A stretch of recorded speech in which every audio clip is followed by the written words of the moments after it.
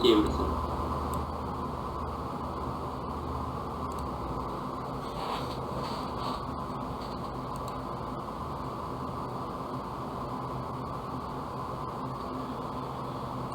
Vamos ver. Bom, hoje nós vamos falar sobre geradores, tá? Então, a nossa primeira parte é de definir o que é um gerador, e a gente usa muito isso nos dias atuais. O problema é que não é com esse nome, né? Então a gente coloca aí bateria no lugar de gerador, mas é a mesma coisa, tá? Então, isso é importante para a gente poder entender o funcionamento de pequenos circuitos. Então, por definição, gerador é todo dispositivo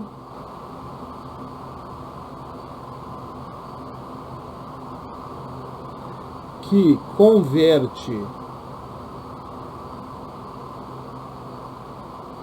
alguma forma de energia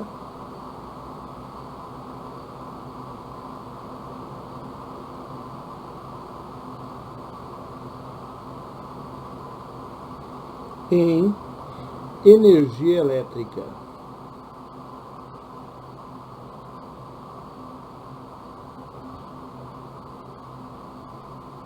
Subentende-se quando a gente fala alguma forma de energia, não é energia elétrica, né? Porque você não vai converter ela nela mesma. Então é outra história. O problema é que o nome gerador me causa uma sensação assim muito ruim, porque é um nome que foi dado há muito tempo, mas se você analisar o pé da letra, ele induz você a acreditar que alguém está criando energia, gerando energia, e não é verdade. Na natureza nada se cria, nada se perde, tudo se transforma. Isso quer dizer que na realidade, eu tenho um transformador, um conversor de energia. E ele está convertendo uma energia num formato para outra forma de energia. Tá legal? Então isso é muito importante. Porque quando eu vejo, por exemplo, vou pegar aqui uma pilha comum dessas que a gente usa aí em eletrodomésticos. Essa pilha, vista de lado, né, dessa marca espetacular chinesa, que eu não sei nem de onde veio, tá bom? Tá. Aí o que acontece? Esta pilha aqui, ela faz uma reação química de oxorredução, a gente estuda isso em química, e ela causa uma diferença de potencial de 1,5 volts. Ela converte, faz essa reação química, e a reação química gera essa DDP, diferença de potencial. Por quê? Porque os elétrons fluem da região de maior para de menor potencial. Você tem o polo positivo, o polo negativo, e aí ela coloca e alimenta circuitos que trabalham com essa DDP. Aí você tem isso aqui, que é uma bateria, uma pilha um pouco maior. Essa aqui, a reação dela, a reação química, causa uma DDP de 9 volts. Circuitos maiores que precisam de mais potência trabalham com essa bateria aqui. Tá? Então, de novo, é uma reação química que converte energia química em energia elétrica. Tá? Uma usina nuclear, a mesma coisa. Ah, mas ela mexe com urânio, sei lá com que combustível atômico radioativo ela mexe. Mas ela converte, ela é usada para produzir eletricidade. Uma usina hidrelétrica, uma termoelétrica, como a gente tem aqui na entrada da cidade, tem a termoelétrica de William Arjona. Ela usa o gás da Bolívia, né? Tem uma tubulação que vai para ela e ela queima esse gás e movimenta turbinas, convertendo essa queima de combustível fóssil em uma parte de energia elétrica, porque dissipa muito calor, há muita perda. Daí, a gente falar que a usina hidrelétrica, a nuclear, a termoelétrica, essas baterias, aquelas baterias de carro, bateria de celular, são geradores. Tem por função converter uma energia qualquer, uma variada, em energia elétrica. Só que você não vai desenhar uma bateria, uma pilha, uma usina nuclear, uma termoelétrica. Você tem um símbolo padronizado para isso. E eu vou desenhá-lo aqui para você. O símbolo padronizado do gerador seria esse traço grande, um traço pequenininho, e aí geralmente pode ter o que a gente chama de, olha aí ele de novo, uma resistência elétrica, que a gente estudou bastante já, né? Rzinho. O traço grande é o polo positivo, o traço pequeno é o polo negativo, e aqui vem escrito esse símbolo E, tá? O que é esse E? Esse E é a chamada força, olha aí, olha o nome, é o nome de estudo, eletromotriz.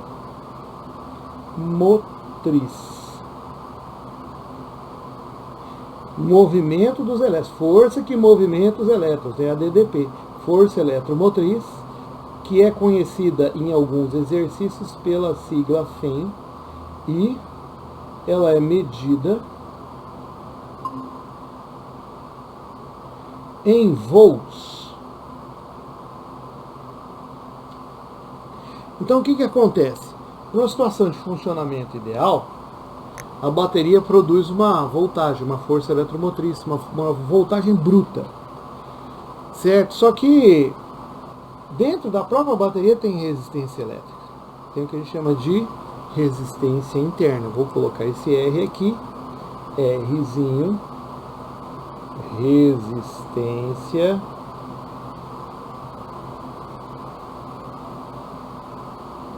interna do gerador.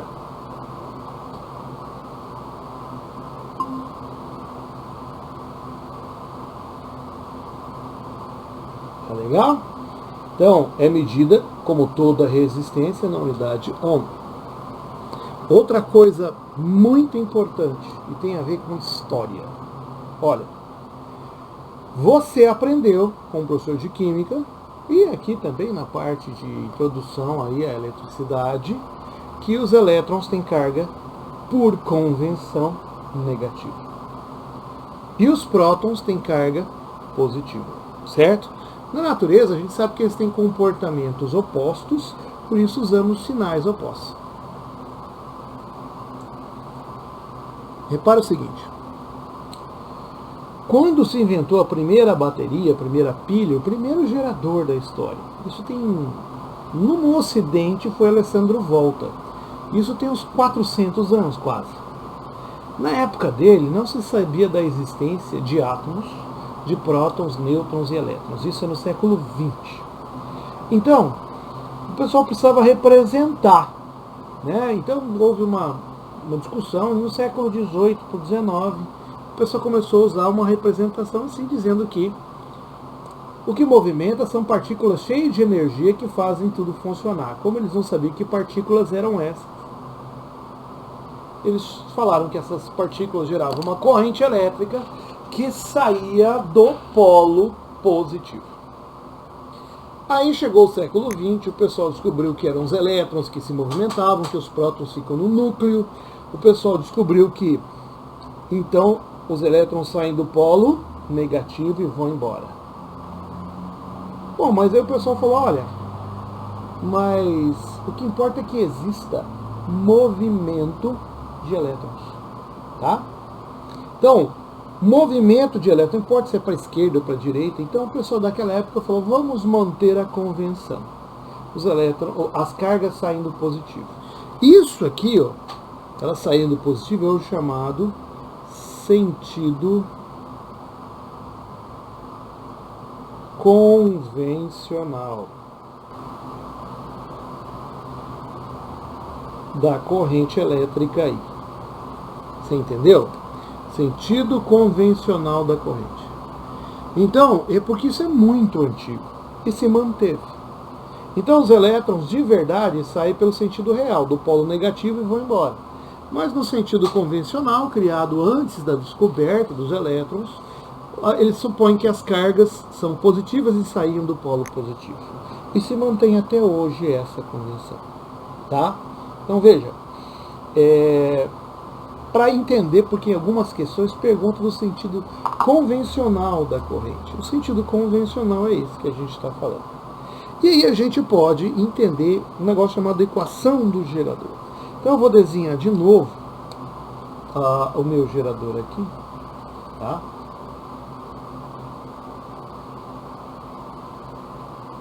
Com a resistência interna, com a força eletromotriz, que é a voltagem bruta, com o polo positivo e negativo, com os elétrons saindo, né, os elétrons, a corrente elétrica no sentido convencional, e vamos entender o seguinte. Isso vai alimentar um circuito. O primeiro circuito que a gente vê aqui no nosso terceiro ano é esse aqui agora. Eu vou colocar uma lâmpada aqui, que é uma resistência gigante aqui, ligada nos extremos dessa bateria. É como se eu tivesse uma bateria dessa aqui, alimentando uma resistência. Tá ok? Né? Vamos colocar essa aqui, porque aqui fica bem claro. Este é o polo positivo, né? E esse é o negativo. A corrente, pelo sentido convencional, faz isso aqui e retorna. Os elétrons descem, né? Passam pelo resistor,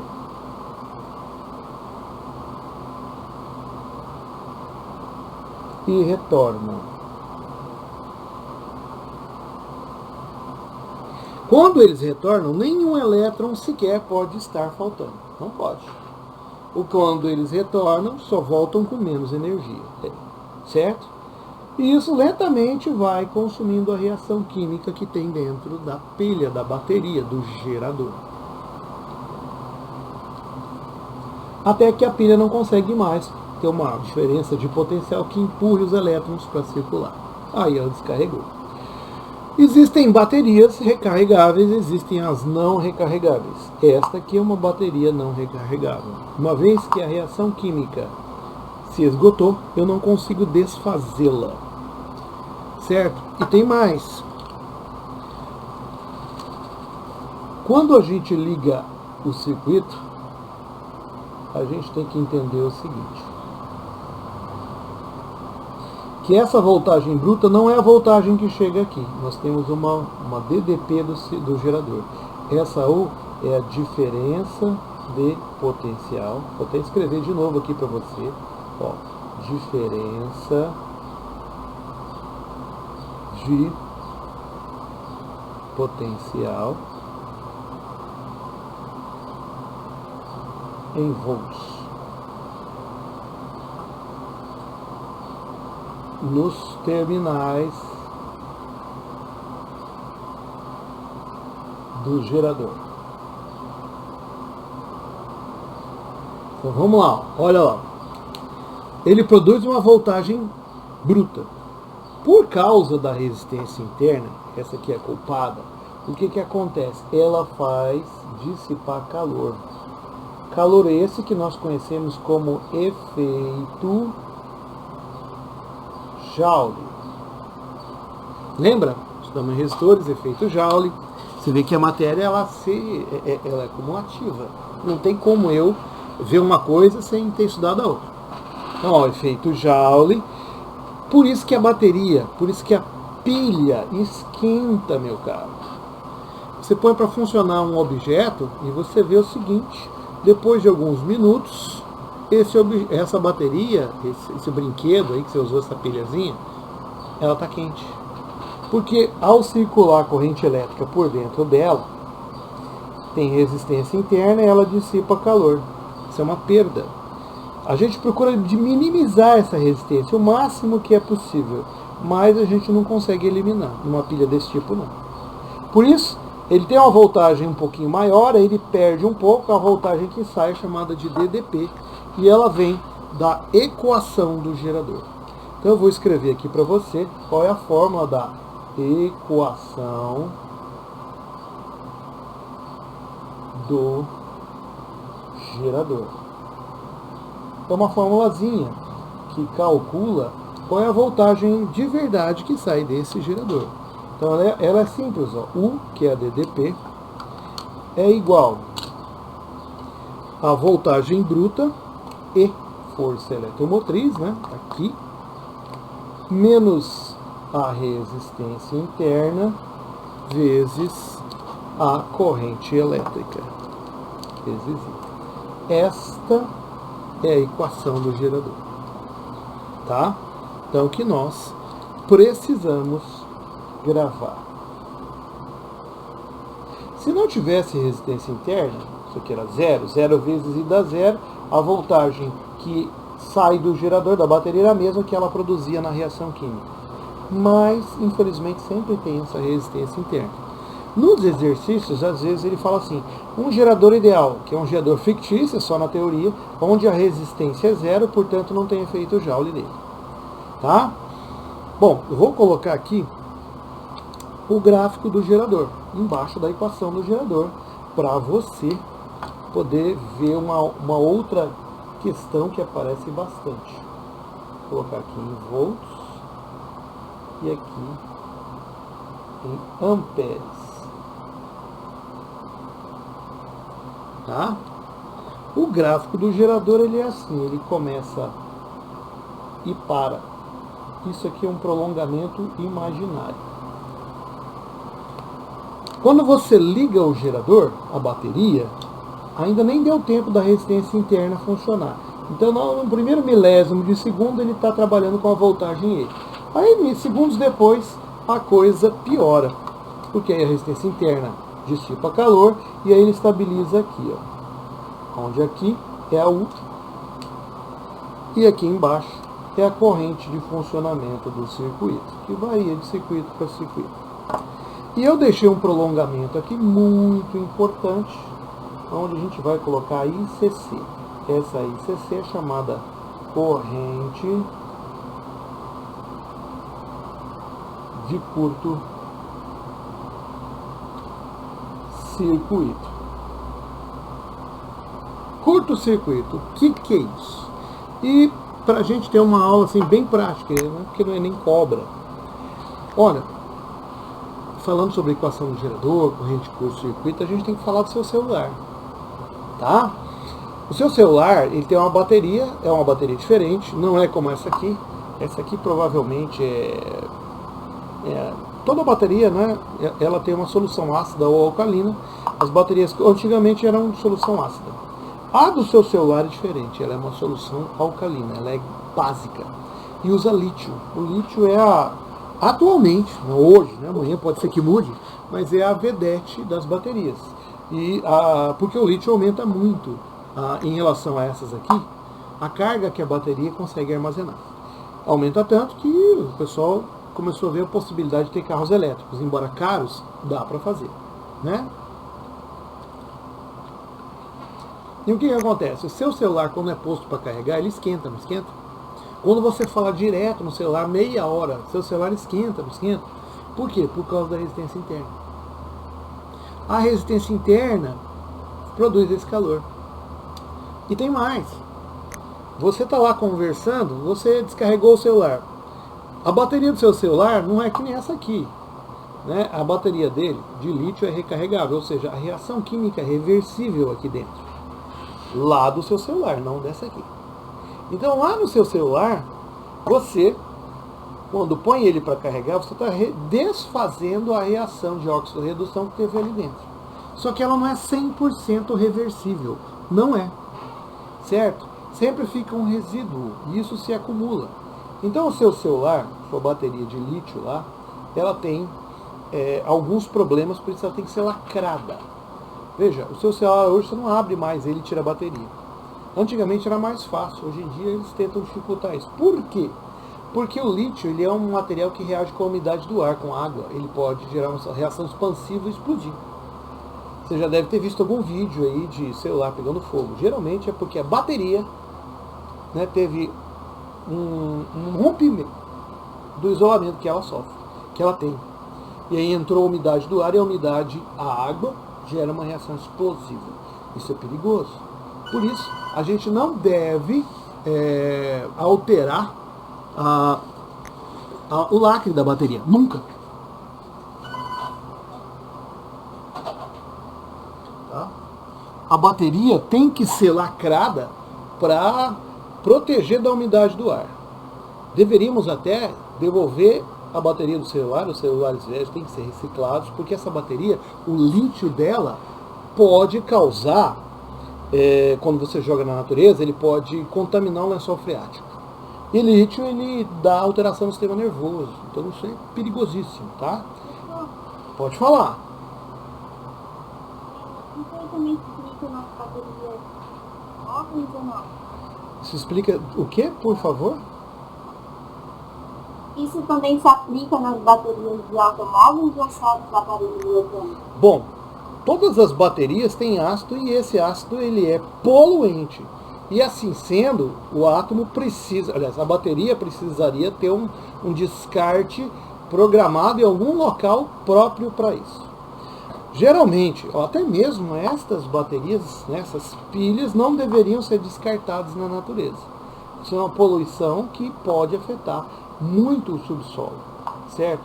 O lítio é um problema que vai ter que ser muito bem fiscalizado, porque os carros que estão saindo, todos eles têm baterias com lítio, né? Lítio e cobalto, mas uma versão não radioativa. Então são materiais poluentes. Com relação a isso que a gente colocou, eu queria comentar com vocês o seguinte. Essa corrente de curto-circuito é você pegar essa bateria e ligar os dois polos direto, um em cima do outro. Vou te mostrar neste esquema aqui, para a gente poder entender. Tá? Porque a corrente de curto-circuito, ela tem utilidades. A gente não deve colocar uma bateria em curto-circuito, mas há utilizações para isso. Então eu vou colocar aqui, corrente de curto-circuito em geradores.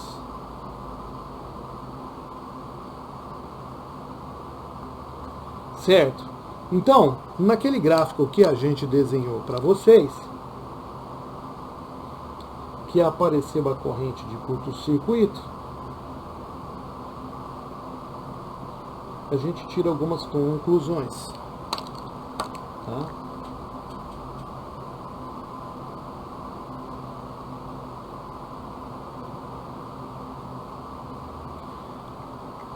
Bom, vamos deixar tudo aqui bem organizado para podermos entender. Bom, se eu pegar uma bateria, uma pilha, vou pegar essa pilha que eu acabei de mostrar o exemplo dela aqui. Esse é o polo positivo, negativo. E eu vou pegar um fio de cobre e vou ligar os dois polos. Não faça isso. Por quê? Porque aqui dentro nós temos uma resistência interna, a corrente elétrica vai circular, a corrente convencional vai sair do positivo e para o negativo, a corrente real ela faz o caminho inverso, e sobre essa resistência está circulando a corrente total que saiu, não tem nada aqui para consumir, você está retroalimentando e produzindo muito calor, muito calor. Esse calor aquece o ácido se expande e aí ele pode vazar dessa bateria. Então não é isso, danifica. Só que é o seguinte, a fórmula da corrente de curto-circuito é uma divisão. É a força eletromotriz dividida pela resistência interna do gerador. Tá? Então veja, tem um exercício que pede direto a corrente de curto-circuito, você só tem que fazer essa divisão, E sobre R. Só que a gente tem que lembrar o seguinte, essa resistência interna, ela varia, e com o passar do tempo ela aumenta, o que causa a diminuição da corrente de curto-circuito. Então o que acontece? Quando a bateria do seu celular vai ficando velha, e a de carro também, a reação química que você reverte quando carrega, ela vai se acumulando, vamos dizer assim, lixo, ela não é totalmente desfeita. Aí o que acontece? Vai aumentando a resistência interna e vai diminuindo a corrente de curto-circuito. Vai chegar uma hora que a resistência interna está tão grande que a bateria não acumula mais carga. Aí você dá uma carga, 15 minutos depois o celular não liga mais. Tem que trocar a bateria. E hoje em dia, por aquela estratégia da indústria de obsolescência programada, você acaba tendo que trocar de celular, porque fica mais caro trocar a bateria do que o celular. Né? Ou nem tem mais peça para o seu celular, porque 2, 3 anos depois descontinua. O cara, por exemplo, das autoelétricas faz isso. Ele pega aquela bateria, o cara chega lá, deu uma pane, não consegue ligar, ele vai e faz um teste. E o que esse teste consiste? Fazer uma ligação aqui nos dois polos com um aparelho que mede a corrente, um amperímetro. Então ele vai ver, porque para cada bateria ele tem uma corrente mínima. Ele fala, ó, infelizmente a corrente deu tão baixa que vai ter que trocar a bateria. Outra hora ele fala, não, ainda tem uma corrente boa, vamos dar uma carga devagar, de 24 horas, a carga lenta na bateria, para ver se ela dá uma melhorada. Mas ele já te dá um aviso, ó, já está chegando a meia-vida dela, ou já passou. Se prepare que você vai ter que comprar uma bateria em breve. Então, isso aqui é útil. Por alguns instantes você faz isso. Você não pode chegar e colocar lá e deixar. Você vai ferver o ácido, vai expandir, vai esparramar ácido, isso é ruim. Então você vê aqui uma aplicação desse princípio. Tá ok? Então veja como é fácil. Porque se eu sei que eu tenho um gerador, por exemplo. Eu tenho um gerador que tem, sei lá, está escrito assim, 12 volts, 2 ohms. Você tem que bater o olho e falar, poxa, olha, aqui em cima dessa barrinha positivo ou negativo, isso aqui é a força eletromotriz. E aqui embaixo, isso aqui é a resistênciazinha. Se pedir para calcular a corrente de curto-circuito, é E sobre Rzinho. Ou seja, é 12 sobre 2. E aí você vai encontrar 6 ohms. 6 amperes, amperes. Você mata a questão. Às vezes ele faz o contrário, te dá a corrente de curto-circuito e o E para você achar o Rzinho. É só multiplicar cruzado. Certo? Então, a gente vai colocar alguns exercícios resolvidos no mural da sala de vocês. E esta aula está sendo gravada e estará no YouTube.